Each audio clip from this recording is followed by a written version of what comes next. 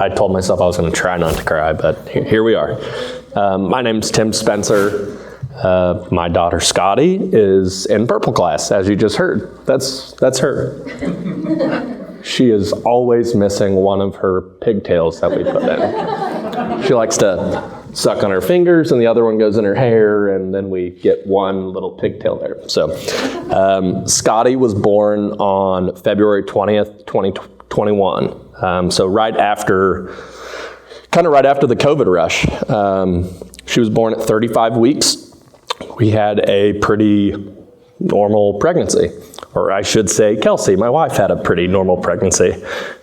She was testing well. Her ultrasounds were normal as far as we could tell. Her blood work was normal. And we chose not to do genetic testing. Not sure that's relevant here, but we didn't do genetic testing. We had no indicators. Our doctor said we were young, healthy, no family history of anything, so we proceeded, and it wouldn't have changed anything either way. 35 weeks comes along. Kelsey, as she did with our son Elliot, had some high blood pressure. So we went in a few days early, kind of hung out at the hospital, very expensive, hanging out, not a very comfortable bed. I think that's the worst part for the men at the hospital, is we have to sleep on what they call a bed, is just an uncomfortable chair, a very expensive hotel stay. So on the 20th, we have a pretty good pregnancy story. It was uneventful. Kelsey did great, pushed Scotty out pretty quickly, and they were doing kind of their entry-level marking tests, and Scotty had a low blood sugar, and I think she was jaundiced. So they took her back to the NICU right off of our room and said they were going to kind of check her out and make sure things were okay, and ultimately they were. While Kelsey and I were hanging out, no one was there with us because, as I said, we were in COVID window. So it was just Kelsey and I at the hospital. Sorry.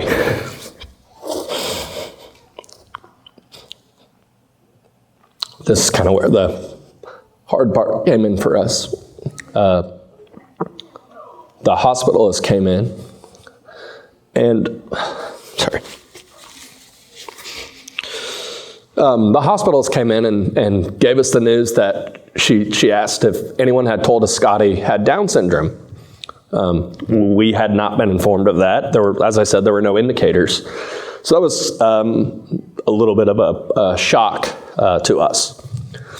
I think doctors sometimes maybe have a stigma that they maybe not all of them have the best bedside mannerisms. They're not as gentle in conveying messages. And in this occasion, I would agree with that. This doctor it was hard. It was tough news to take. And so in that moment, we kind of took, I think Kelsey and I put our blinders on, trying to deal with what we had learned, the information we'd been given.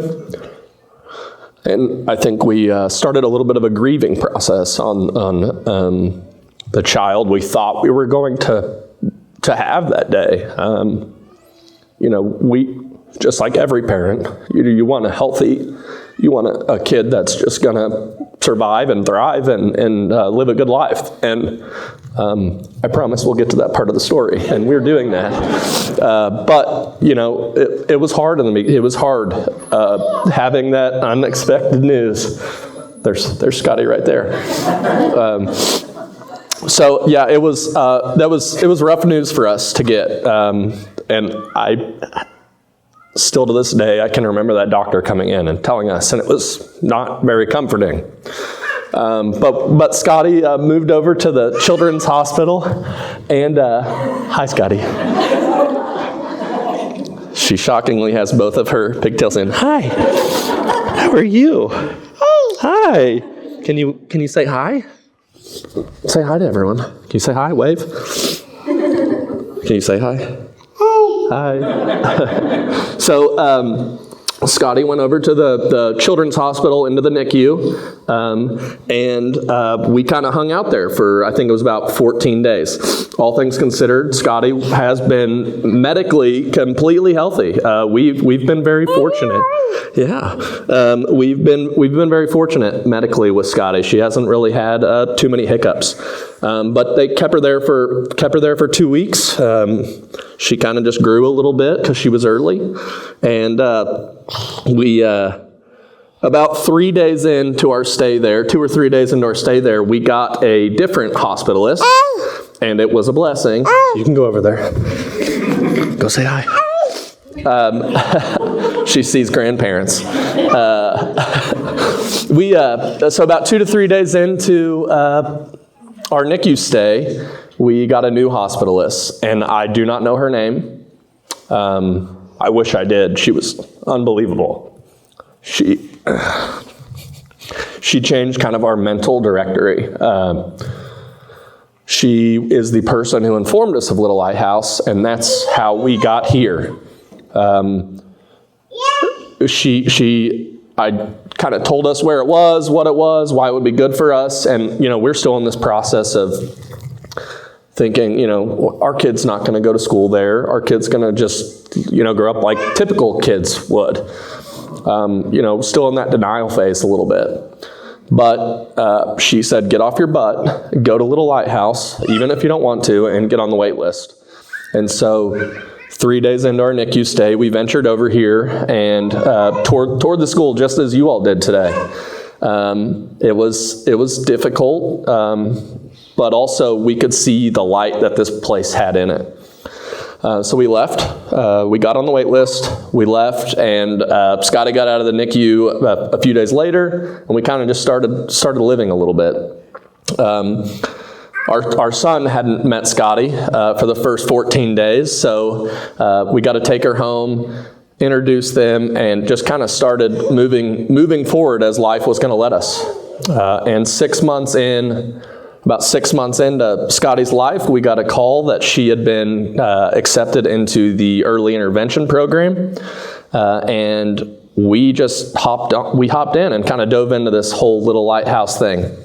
She would go on Wednesday mornings for 2 hours once a week. It was usually me or her mom or one of her grandparents who would drop her or go to class with her, and you hang out. And I kind of think that the early intervention program is ultimately more for the parents than it is for the kids. Miss Blair was our teacher, and she was awesome. Scotty kind of got to interact with other kids in the class. They got to play as much as they could. Like I said, she started at 6 months, so she was not doing a lot at that point. But you kind of get the feel of the school. You get to get your toes wet. You get to see how they operate, and you get to just meet people. The parents are there during this class every week. You have to have a parent there with you. And so we get to experience it just as the kids do, and we got to start meeting this community of people. And we are still with this community. Some of this community of people that we met in that class are with us now in Purple class. And this community is all people we would not have known without this school.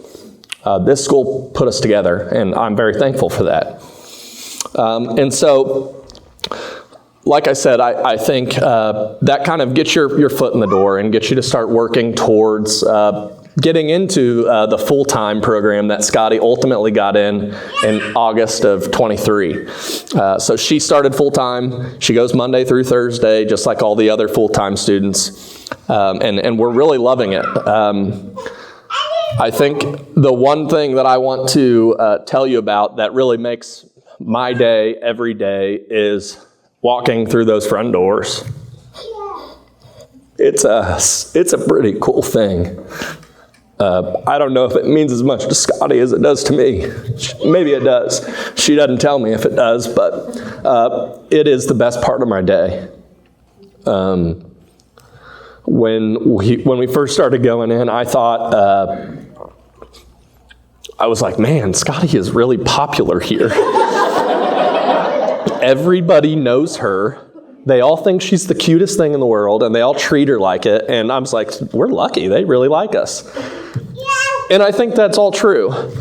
But when you take a step back, and I wish you all get a chance at some point to see that morning. It's awesome. They do that for every kid and family that walks through those doors.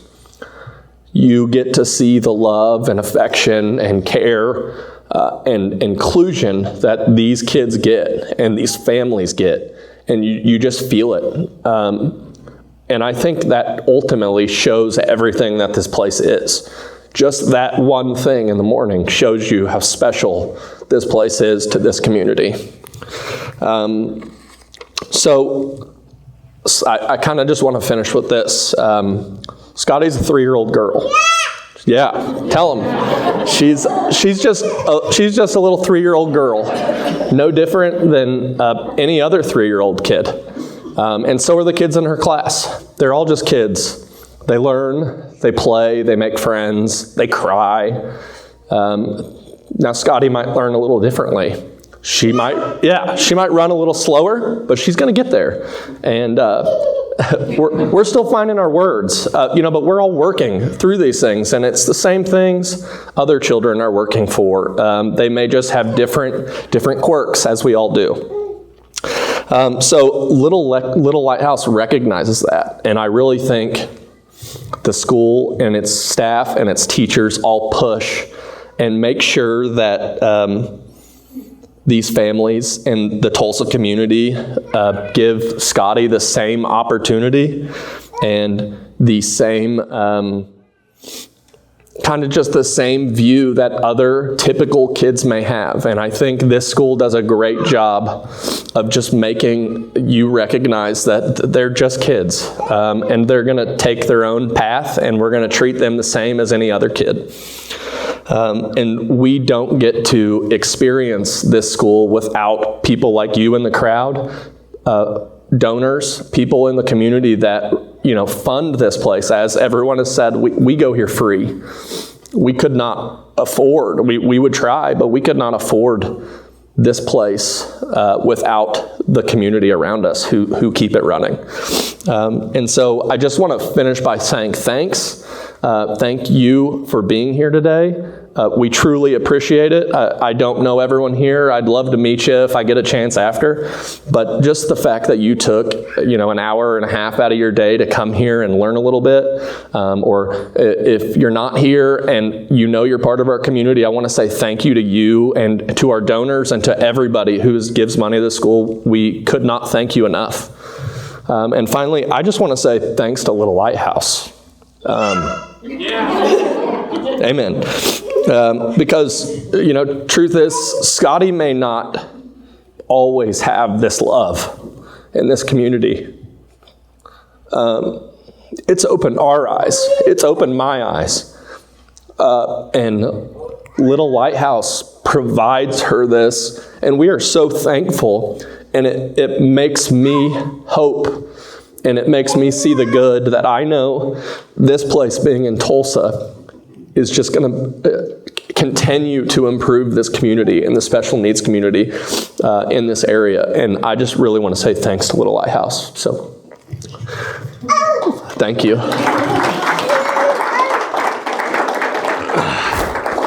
Say thank you. Can you say thank you? There you go.